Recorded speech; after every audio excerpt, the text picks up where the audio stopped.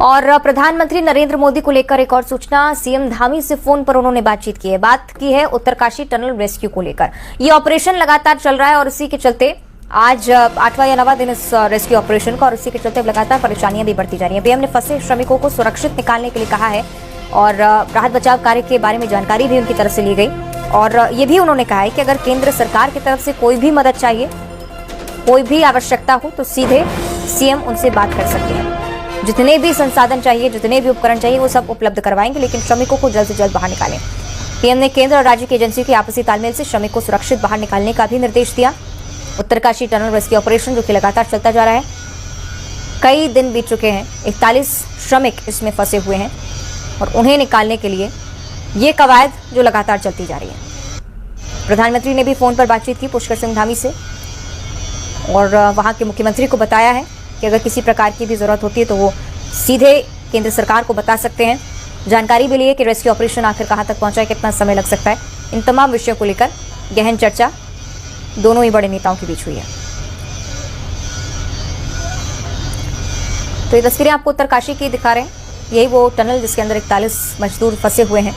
निकालने के लिए तमाम काम लगातार चल रहे हैं। ये आप देख रहे हैं किस प्रकार से आधुनिक उपकरणों के जरिए टनल को खोदने की कोशिश, जिससे श्रमिकों को बाहर निकाला जा सके। और उत्तरकाशी टनल रेस्क्यू ऑपरेशन जिसका आज 9वां दिन है, वर्टिकल ड्रिलिंग के जरिए आज मशीन पहुंच सकती है और केंद्र राज्य सरकार के अधिकारी भी मौके पर मौजूद हैं। 41 जिंदगियों को बचाने के लिए ऑपरेशन जिंदगी लगातार चल रहा है। तो ये तस्वीरें हम आपको दिखा रहे हैं। रेस्क्यू साइट पर अफसरों का जमावड़ा, तमाम श्रमिक जो अंदर फंसे हुए हैं उन्हें निकालने की कवायद। आधुनिक उपकरण मंगवाए गए हैं। अभी बताया जा रहा है कि इन्हीं उपकरणों के जरिए पैरेलल ड्रिलिंग होगी और उसी के चलते अब ये माना जा रहा है कि जल्द से जल्द श्रमिकों को बाहर निकाला जा सकेगा, क्योंकि बहुत लंबा वक्त बीत चुका है। हालांकि अंदर ऑक्सीजन और खारा पानी पहुंचाने की कोशिशें लगातार की जा रही हैं, उसके बावजूद बहुत ज्यादा कठिन हो जाएगा और उसी के चलते बहुत व्यापक स्तर पर इंतजाम पहले से कर लिए गए हैं। जैसे श्रमिकों को बाहर निकाला जाता है, फौरन मेडिकल एड और तमाम उनकी सुविधाओं को भरपूर रखना ये एक बड़ी जिम्मेदारी। लेकिन उससे पहले श्रमिकों को निकालना एक बहुत बड़ी चुनौती, जो कि पिछले 9 दिनों से आप देखेंगे क्रमशः तमाम चीजें की गई, इसके बावजूद कोई खास सफलता अभी तक नहीं हाथ लग पाई है। अब चूंकि मशीनें आई हैं तो ये आप भरोसे से कह सकते हैं कि कहीं ना कहीं काम बहुत तेजी पकड़ने वाला है और उम्मीद अब यही कि सफलतापूर्वक श्रमिकों को बाहर निकाला जा सके। और दूसरी तरफ मजदूरों के परिजन जो कि लगातार चिंतित हैं इस पूरी घटना को लेकर, चाहते हैं कि जल्द से जल्द मजदूरों को बाहर निकाला जा सके। और पूरे देश की निगाहें अब जो कि टिकी हुई हैं इस रेस्क्यू ऑपरेशन पर। कब तक श्रमिकों को बचाया जाता है, कैसे ऑपरेशन जिंदगी को सफल बनाया जाता है, ये देखने वाले विषय, क्योंकि प्रधानमंत्री नरेंद्र मोदी की तरफ से भी अब लगातार मॉनिटरिंग की जा रही है।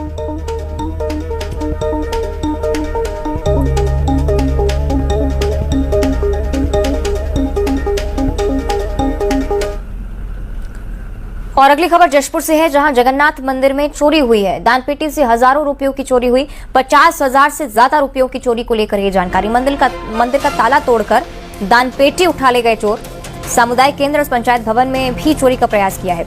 मामले की जानकारी पुलिस की तरफ से भी जुटाई जा रही है। कोशिश लगातार की जा रही है कि चोर का पता लग पाए। जशपुर से खबर हम आपको बता रहे हैं, जगन्नाथ मंदिर जो स्थित है यहाँ पर, उसमें चोरी हुई है। 50,000 रुपए की चोरी का अनुमान, चूंकि दानपेटी भी चोर उठा ले गए। 50,000 रुपए की चोरी को लेकर ये जानकारी। बड़ी बात है कि न सिर्फ मंदिर बल्कि सामुदायिक केंद्र और पंचायत भवन में भी चोरी का प्रयास बदमाशों ने किया था। सफल नहीं हो सके, लेकिन मंदिर की दानपेटी उठाकर ले जाने में कामयाब रहे। 50,000 रुपए की चोरी जगन्नाथ मंदिर में।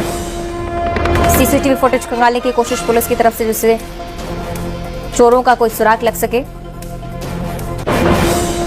और इसी कवायद में पुलिस लगातार जुटी हुई कि जल्द से जल्द आरोपियों की धरपकड़ हो। लेकिन चोर कितने बेखौफ है जशपुर में, इस तरह की घटनाओं से आप आसानी से अंदाजा लगा सकते हैं कि सरेआम मंदिर में चोरी से भी नहीं कतराते। पंचायत भवन और सामुदायिक केंद्र में भी चोरी का प्रयास। वारदात और बड़ी हो सकती थी। सहयोगी दीपक हमारे साथ जुड़ रहे हैं। दीपक, क्या जानकारी इस पूरी वारदात पर? मैं कि ये घटना पत्थलगांव थाना क्षेत्र के तमता की है और तमता में जगन्नाथ भगवान का मंदिर है और इस मंदिर परिसर में जो है बीती रात कुछ चोर पहुंचे, उन्होंने जो है वहां से दान पेटी को उठाया और मंदिर से कुछ दूर ले जाकर दान पेटी को तोड़ा और उसमें रखे 50,000 से ज्यादा रुपयों की चोरी कर दी। और इतना ही नहीं, इन चोरों ने जो है गांव के ही सामुदायिक भवन और पंचायत भवन का भी ताला तोड़कर चोरी का प्रयास किया है, लेकिन वहां पर उन्हें कुछ खास सफलता नहीं मिल पाई है। और इस घटना के बाद जो है जो मंदिर प्रबंधन है उन्होंने मामले की शिकायत पत्थलगांव थाने में की है और पत्थलगांव पुलिस मामले की जांच में जुटी हुई है। पुलिस का कहना है कि जल्द ही चोरों को गिरफ्तार कर दिया जाएगा। सुराग को लेकर कोई जानकारी दीपक? आसपास सीसीटीवी कैमरे लगे हुए हैं क्या? आसान होगा क्या बदमाशों को पकड़ना? जी, इस मामले में जो मंदिर प्रबंधन है उनका कहना है कि वहां पर सीसीटीवी नहीं है, लेकिन जो पुलिस का कहना है कि जो टावर लोकेशन है और आसपास के जो चोर जो गिरोह हैं उनकी लगातार जो है तलाश की जा रही है, उनकी छानबीन की जा रही है और टावर लोकेशन के आधार पर ही इन चोरों तक पुलिस पहुंचने की बात कह रही है। ठीक है, बहुत शुक्रिया आपका दीपक पूरी जानकारी के लिए। तो जशपुर से खबर हम आपको बता रहे हैं, मंदिर का ताला तोड़कर दान पेटी उठाने की कोशिश पुलिस जो चोरों की तरफ से हो रही थी, उसमें पुलिस की तरफ से अभी तक यही आश्वासन मिला है कि जल्द से जल्द चोरों को पकड़ेंगे, बदमाशों को गिरफ्तार करने की कोशिश करेंगे। हालांकि अभी भी संशय इस बात पर कि कितनी संख्या में चोर वहां पर पहुंचे थे, क्योंकि अभी तक कोई भी साक्ष्य पुलिस के हाथ नहीं लगा है। और राजधानी भोपाल में स्ट्रांग रूम पर ईवीएम के लिए 3 लेयर सुरक्षा की गई है। स्ट्रांग रूम के सामने सीआरपीएफ के जवानों की तैनाती है और हर एक उम्मीदवार की तरफ से 6 एजेंट्स तैनात हैं। 8 घंटों की शिफ्ट कर स्ट्रांग रूम को सुरक्षा प्रदान भी कर रहे हैं। पूरे इलाके में सीसीटीवी फुटेज लगाए गए हैं, सीसीटीवी कैमरे लगाए गए हैं, जिनके फुटेज को लेकर निगरानी भी लगातार हो रही है। इसके अलावा ईवीएम की सुरक्षा में 200 जवानों की तैनाती की गई है।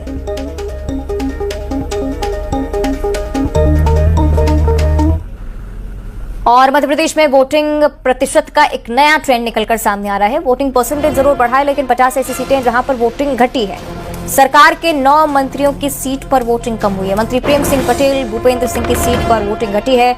उषा ठाकुर, रामखिलावन पटेल, इनकी सीट पर भी कम वोटिंग हुई है। मीना सिंह, विश्वास सारंग के क्षेत्र में भी वोटिंग घटी है। राजवर्धन सिंह, तुलसी सिलावट की सीटों पर भी मतदान फीसद कम रहा। जगदीश देवड़ा की सीट पर भी वोटिंग कम हुई है। केंद्रीय मंत्री नरेंद्र सिंह तोमर की भी ऐसी सीट है जहां पर 1% कम वोटिंग हुई है। बीजेपी के 28 विधायकों की सीटों पर भी 1% कम वोटिंग। कांग्रेस के 20 एमएलए भी ऐसे हैं जिनकी सीटों पर कम वोटिंग हुई है। बसपा और एक निर्दलीय विधायक की सीट पर भी वोट कम पड़े हैं और मध्य प्रदेश में अब ये कुल 50 सीटों पर वोट फीसद गिरने जैसा है।